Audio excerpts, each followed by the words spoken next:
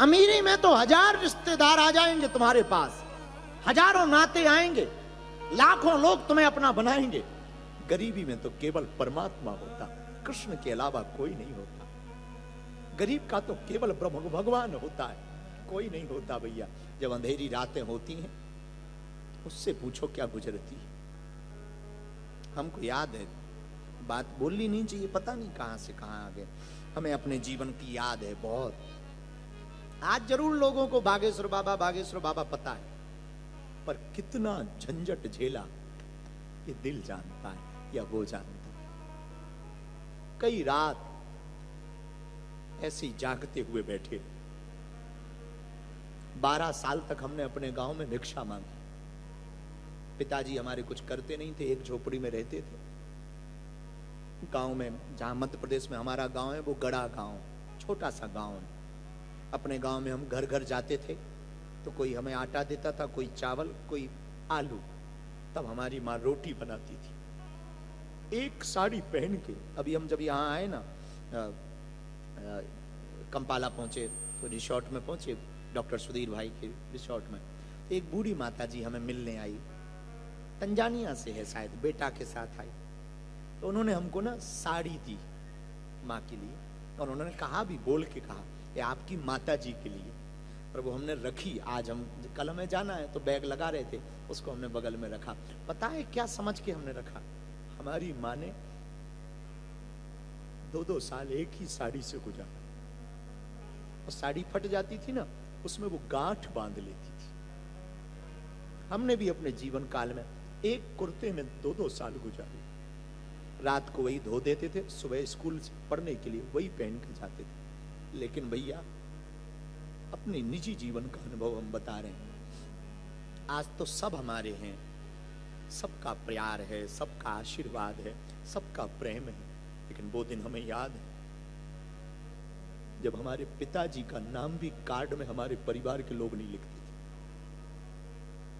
क्योंकि हम जाएंगे शादी में तो फटे कपड़े पहन के जाएंगे, उनकी बेइज्जती हो जाएगी। जमाना बड़ा अजीब है यार।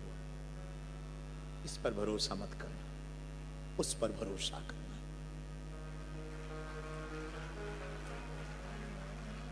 जगत पर भरोसा मत करना, परमात्मा पर भरोसा करना। ये हम तुमको कथा की बात नहीं, जिंदगी की बात कह रहे हैं।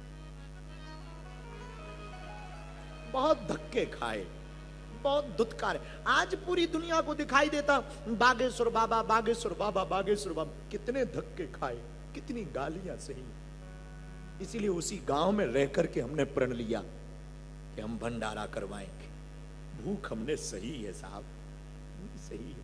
अमीरों के तो हजारों लोग होते हैं, अब मंचों पर भी अमीर ही चढ़ते हैं, गरीब नहीं चढ़ता।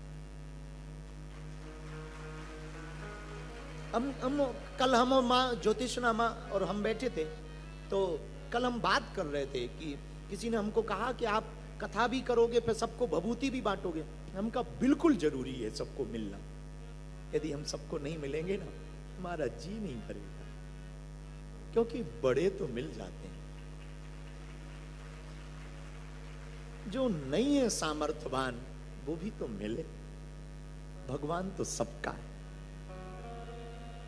और मेरे प्रियजनों, एक प्रार्थना करें, आप हिंदू हो, इतनी कृपा करना, भगवान यदि तुम्हें सामर्थ्य बना देना, किसी दूसरे गरीब हिंदू की मदद जरूर करना। किसी गरीब की।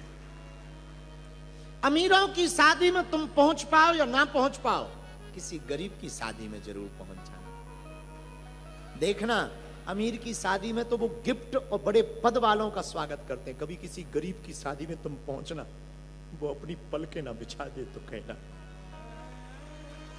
स्वागत में क्या ना डाल दे तो कहना। हमको याद है अपनी बहन की शादी का। हमारी बहन की शादी जब हुई ना, बड़ी हालत विचित्र थी।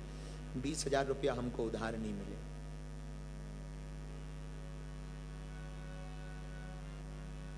भगवान ने कृपा की, शादी हो गई बहन की। तो उस वक्त कोई आए तो कुर्सी तो थी नहीं, टेंट हाउस की कुर्सी रखी थी। तो एक बहुत नामचीन व्यक्ति आए, और जब वो पहुंचे तो हमको बहुत खुशी हुई। तो उस दिन हमने प्रण लिया था कि जैसे हमें अपनी बहन के विवाह में रोना पड़े, भगवान यदि कभी हमको सामर्थ्य बनाएगा तो हम किसी भाई को रोने नहीं देंगे। चाहे जो हो, मेरे पागलो, तुम हमारी कथा में आओ या ना आओ, एक बात आज घर लेकर जाना, इंसान वही है जिसके अंदर इंसानियत है, मानवता है, वही इंसान। तुम कितनी भी पूजा पाठ कर लो, यदि तुम्हारे घर के माँ बाप रोते हुए बैठे ना, तुम्हारी पूजा व्यर्थ है।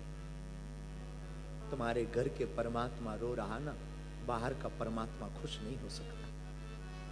सब कुछ भूलना, माँ बाप और गुरु का कर्ज मत भूलना। सबसे बड़ी देन होती है माँ बाप की और गुरु की, इनसे बड़ा दुनिया में कोई नहीं होता।